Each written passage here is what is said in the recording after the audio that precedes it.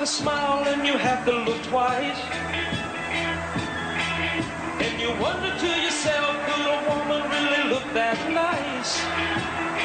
Ooh, girls in cars. I love girls in cars. Girls in cars. I love girls in cars. They always catch your eye and pretend that you really don't care. Running wild and free, my imagination takes it from there. Ooh, girls in cars. I love girls in cars. Girls in cars. Wrestling with attitude. Hey, yo. Oh, you didn't know? What? Are you ready? What? No! I said, are you ready? Woo! And leading this group of misfits is JP, the Melting Pot. AKA 6-month champ, baby. If I can be serious for a minute, without being interrupted. And the savior of wrestling and the original people, the Summit. You know, it was so nice it had to come twice. You're welcome. You're welcome. The WWE had Gilbert. Wrestling with Attitude has Lil Steven. Finally. Who in the blue hell are you? And the show-off of Wrestling with Attitude, Mike. My time to shine. You can't see me, my time is now.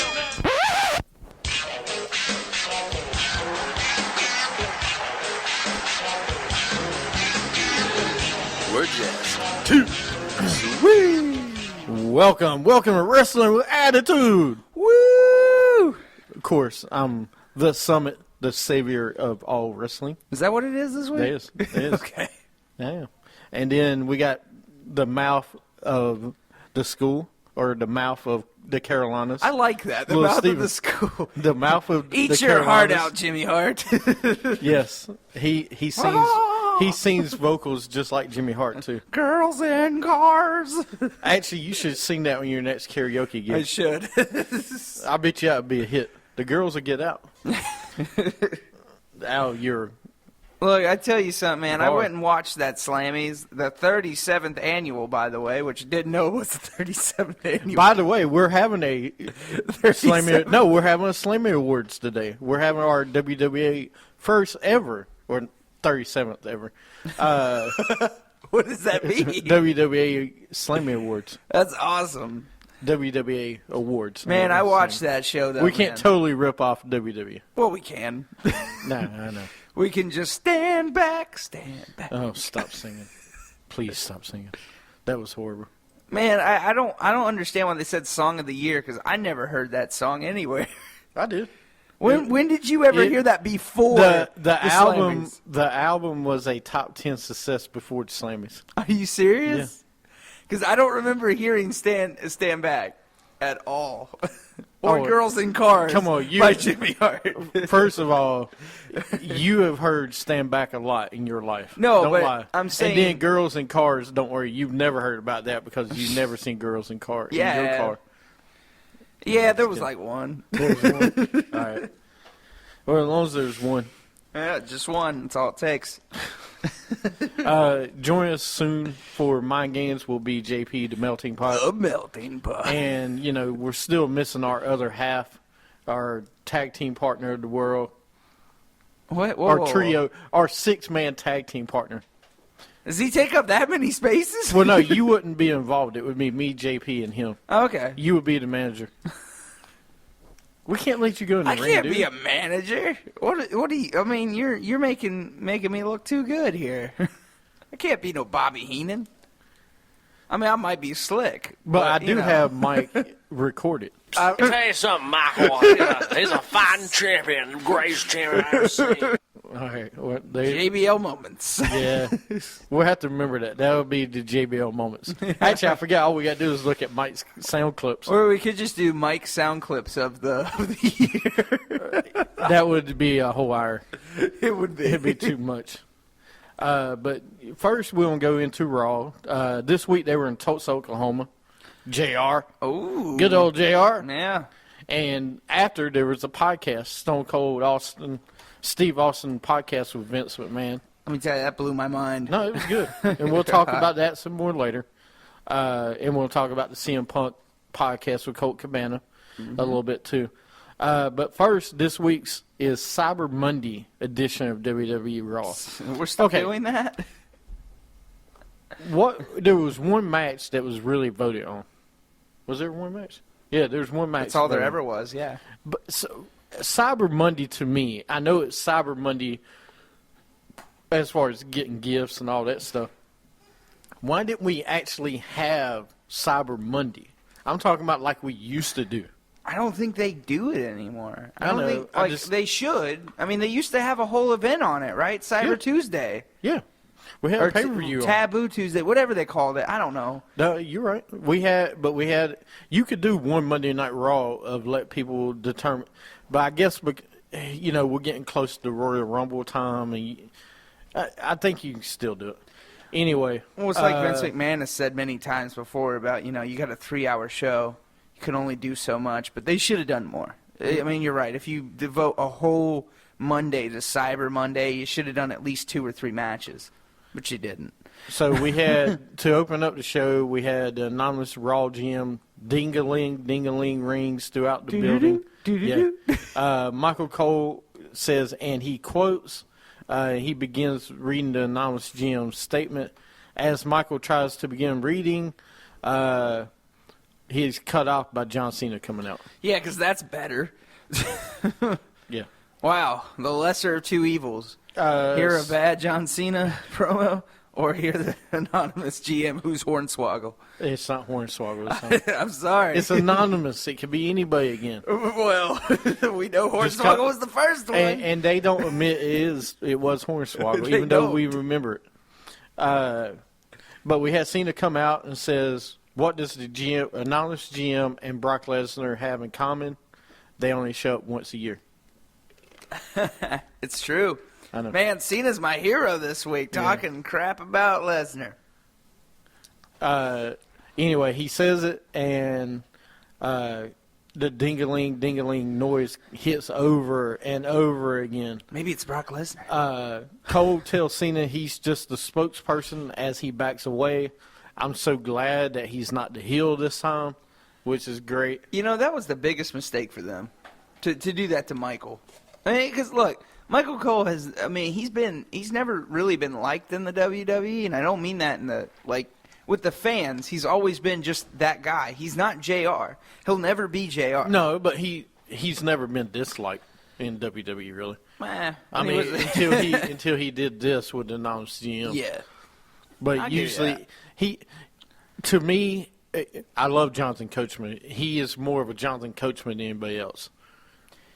Well, yeah. Jonathan Coachman was a little bit, to me, is one of the all-time great. I wish he would just come back just for one show. Just for one show. He's on SportsCenter, dude. Why? Well, but he's the same guy on SportsCenter. He can't come back just for one night. Well, he does his radio show, too, and it's so funny listening to his radio show. He opens up usually with DX music as his intro.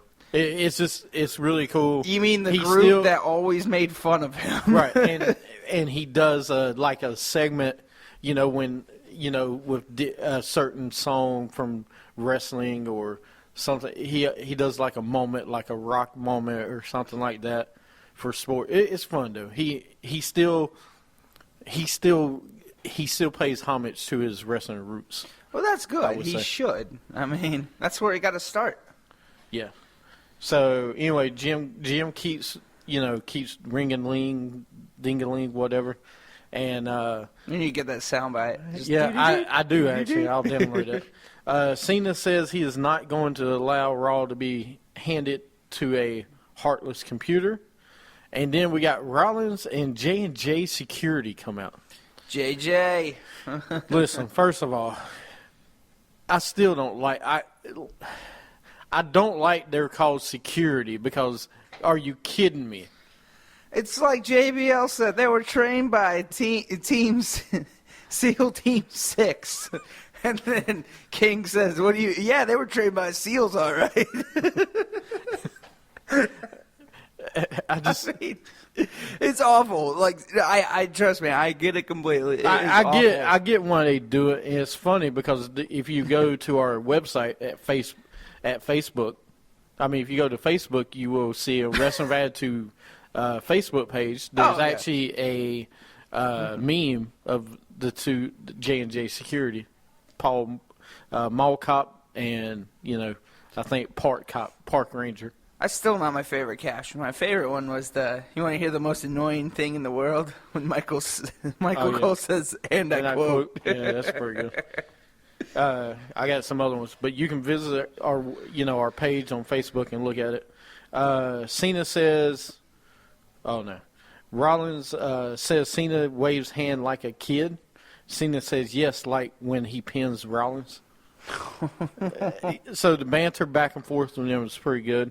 Rollins is holding his own, dude. I think he's getting better and better. No, I mean, you complain that Lesnar's not there, and we some do, but the chances given Rollins right now can be great, dude.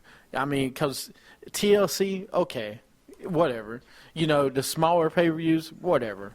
We don't have a heavyweight champion there. I got it. Survivor Series is a little bit different, but with Rollins now being as the top heel in the company, because he is right now. I just don't want to see him get buried before WrestleMania. Right, That's I know all I'm worried about. He's not Because get buried. Lesnar, nobody's there yet. When Lesnar comes back, I don't want to see Rollins get buried because of Lesnar. Right. No matter what, he's going to be overshadowed.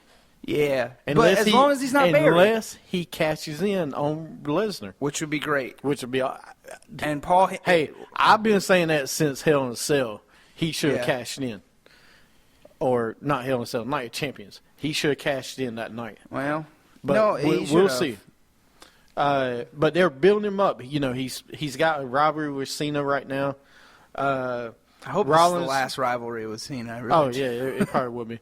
Rollins says Cena is good for taking credit for things he didn't do, which he is. Very true. He says he pinned Cena. Rollins says, why not give Batista the GM job? Because he is bad at wrestling and acting. Why not give him a GM shot? Oh, yeah, okay. I love to jab at Batista, though. Go see Guardian of the Galaxy, Seth Rollins, then tell me he's bad at acting. Really? Yeah. Really? That's your excuse? Yeah. Oh, good gracious. But by the way, Batista just got a new role. He's playing in the next James Bond movie as Mr. Jinx. Okay. You don't have to tell me that. You don't have to tell me anymore. And you call him a great actor.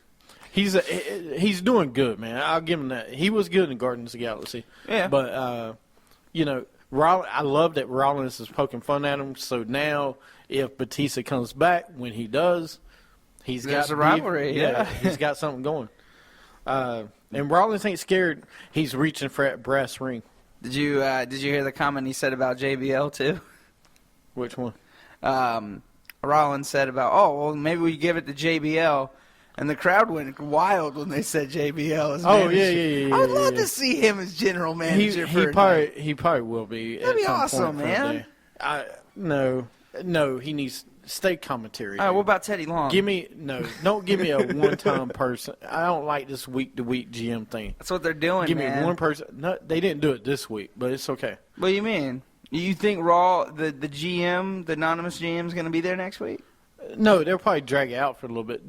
They'll drag it out until Triple H comes back. Somehow Triple H is the Raw anonymous GM. Yeah. Just saying. It makes sense. Cena says if you want the authority to come back, Rollins needs to beg on his knees. GM puts Cena versus Rollins in a table match at TLC. And if Cena loses, he will not be the number one contender.